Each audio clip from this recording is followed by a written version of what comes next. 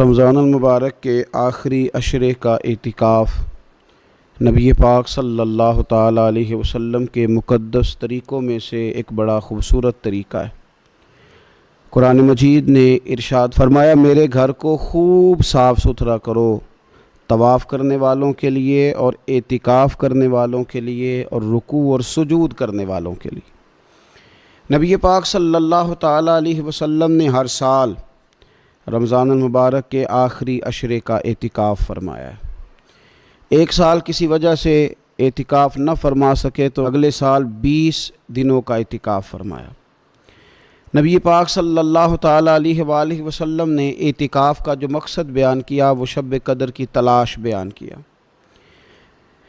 اعتکاف سے مراد یہ ہے کہ انسان سارا کچھ چھوڑ چھاڑ کے اللہ تعالیٰ کے گھر میں اس کی عبادت کے لیے، اس کو راضی کرنے کے لیے بیٹھ جائے، اور 10 دن جب وہ مسجد شریف میں حاضر رہتا ہے تو حضور صلی اللہ تعالیٰ علیہ وسلم فرماتے ہیں اللہ تعالیٰ اسے 2 حج اور 2 عمرے کا ثواب عطا کرتا ہے۔ اعتکاف کے اندر کچھ باتیں بڑی ضروری ہوتی ہیں، جیسا کہ انسان کو بلا ضرورت طبی مسجد سے باہر نہیں آنا، اس کو کوئی فضول بات نہیں کرنی، اس کو کوئی ایسا کام نہیں کرنا کہ جو شریعت اسلامیہ جس سے منع کرتی ہو۔ اس کے ساتھ ساتھ کچھ اعتکاف کے آداب بھی ہیں کہ اس نے 10 دن مسجد کے اندر رہنا ہے تو آخر اس نے کرنا کیا ہے۔ ہمارے ہاں لوگ مسائل پوچھ لیتے ہیں اور مسائل پوچھنے کے بعد پھر ان کی گنجائش سے بہت زیادہ فائدہ اٹھاتے ہیں۔ اس میں کوئی شک نہیں ہے کہ باہر سے آنے جانے والے آدمی کے ساتھ آپ گفتگو کر سکتے ہیں، ضرورت کے تحت آپ ٹیلی فون پر بھی بات کر سکتے ہیں، لیکن اس کو اگر آپ نے یہی کام کرنا تھا اور بہت زیادہ وقت اسی پر ضائع کرنا تھا تو پھر تو آپ پہلے سے باہر موجود تھے۔ اعتکاف میں آنے کا مقصود تو اللہ کی عبادت ہے۔ اعتکاف میں جب آپ آ گئے تو اس کا مقصد ہے کہ آپ کچھ دنوں کے لیے لوگوں سے کٹ کے اللہ کی بارگاہ میں حاضر ہو گئے، آپ نے اپنے رب کو راضی کرنے کا ارادہ کر لیا۔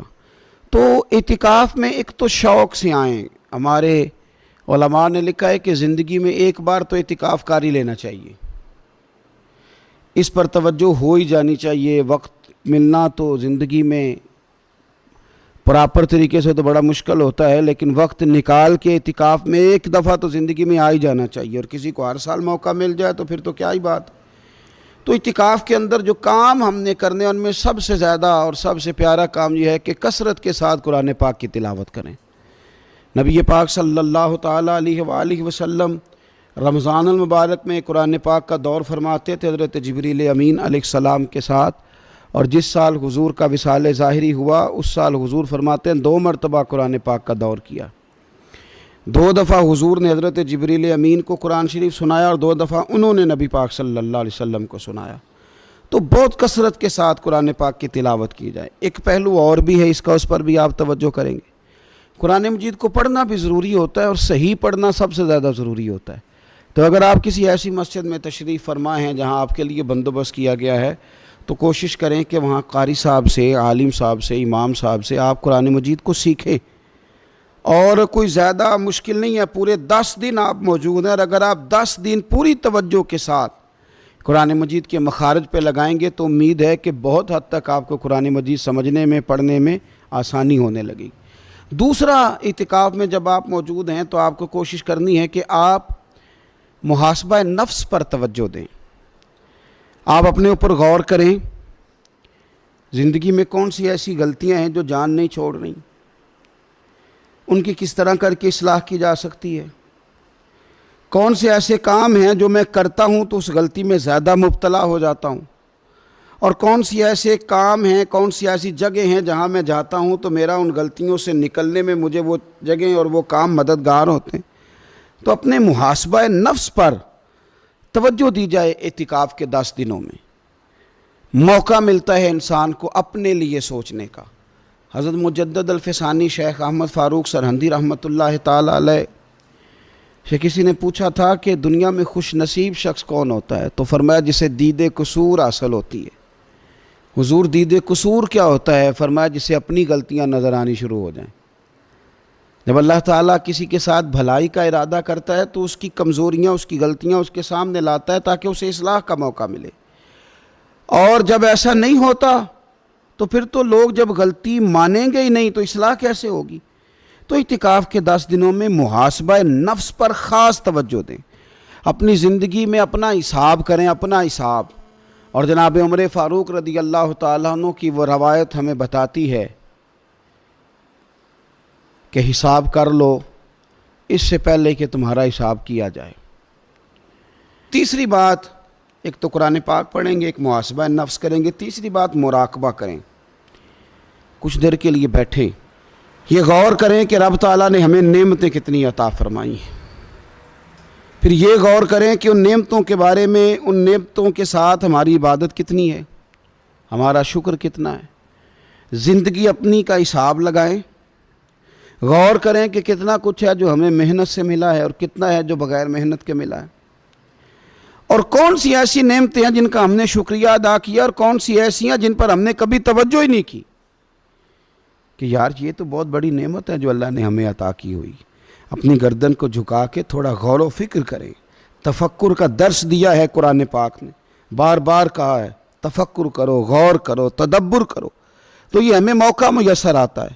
چوتھی بات، اعتکاف کے دنوں میں اپنے رب کریم کے ساتھ اپنی توجہ کو لگائیں۔ قرآن حکیم نے جو کہا نا کہ رب کی عبادت اس طرح کرو کہ تمہیں نا یقین حاصل ہو جائے، کھل کر اس کی بارگاہ میں سجدے کریں، دعائیں مانگیں۔ ہمارے صوفیہ فرماتے ہیں کہ ایک وقت آتا ہے کہ انسان کو خود اطمینان قلبی نصیب ہو جاتا ہے، اسے محسوس ہوتا ہے کہ واقعی میرا رب مجھ سے راضی ہے، اسے محسوس ہونے لگتا ہے کہ میں اپنے مالک کے قریب چلا گیا ہوں۔ وہ اس کثرت سے نفل پڑھتا ہے، اس ذوق کے ساتھ وہ اس کی بارگاہ میں دعائیں کرتا ہے، اس شوق کے ساتھ وہ تلاوت کرتا ہے، خود محسوس کرنے لگتا ہے کہ اب میرا دل لگنے لگ گیا ہے، اب میں دعا مانگتا ہوں تو مجھے لگتا ہے کہ قبولیت میری دعاؤں کے قریب آنے لگی ہے۔ اللہ نے ہمیں یہ موقع دیا ہے کہ ہم خوب اس پر توجہ کریں۔ پانچویں بات اعتکاف والوں کی خدمت میں یہ عرض کرنی ہے کہ پورے 10 دن ہمارے پاس موجود ہوں گے اور ہم نے مسجد میں ہونا ہے، تو کیوں نہ ایسا کریں کہ از اول تا آخر، صبح سے شام تک ہم ہر وہی کام اسی طریقے سے کرنے کی کوشش کریں جو طریقہ ہمیں رسول پاک نے عطا فرمایا۔ ہمارا کھانا، پینا، سونا، جاگنا، بولنا حضور کی اتباع میں لے آئیں۔ ہم ان 10 دنوں میں ہم پریکٹس کریں کہ ہم نے سنت کے مطابق، حضور کے طریقے کے مطابق سارے کام کرنے۔ آپ اگر یہ ارادہ کریں گے تو پتہ ہے مدینے والے محبوب علیہ السلام نے فرمایا جس نے میری ایک سنت کو زندہ کیا گئے گزرے دور میں رب اسے 100 شہیدوں کا ثواب عطا فرمائے گا۔ تو اتنا اعزاز ہے۔ تو ان 10 دنوں میں ہونا بھی مسجد میں ہے، ہونا بھی باوضو ہے، تو کیوں نہ سارے کام سیکھا جائے، پڑھا جائے اس سے پہلے کہ کھانا کس طرح کھانا سنت ہے، اور کس طرح بیٹھ کے کھانا سنت ہے، اور پھر کس طرح کر کے گفتگو کرنا حضور علیہ السلام کا مقدس طریقہ تھا، وہ کس طرح سے پھول جھڑتے تھے جن سے لوگ فیض حاصل کرتے تھے۔ تو اعتکاف میں اپنی مصروفیات کو ان 5 کاموں میں لگائیں۔ ایک تو تلاوت قرآن حکیم کریں، دوسرا محاسبہ نفس، تیسرا مراقبہ کریں، تدبر کریں، غور کریں اپنے اوپر بھی اور اللہ تبارک و تعالیٰ کی نشانیوں پر بھی، اور چوتھا یہ کہ کوشش فرمائیں کہ ہم اپنی عبادت کو، اپنی دعا کو، اپنے استغفار کو اس طرح کا بنائیں کہ ہمیں محسوس ہو کہ قرب الہی کے جانب ہمارا سفر ہے۔ اور پانچواں، ان 10 دنوں میں سنت اور شریعت کی وہ ساری چیزیں جس کا دین ہم سے مطالبہ کرتا ہے، اب تو ہم بالکل دنیا سے ایک سائیڈ پہ ہو کے بیٹھیں، اب تو اس طرف توجہ کریں۔ اللہ تعالیٰ سمجھنے کی توفیق عطا فرمائے۔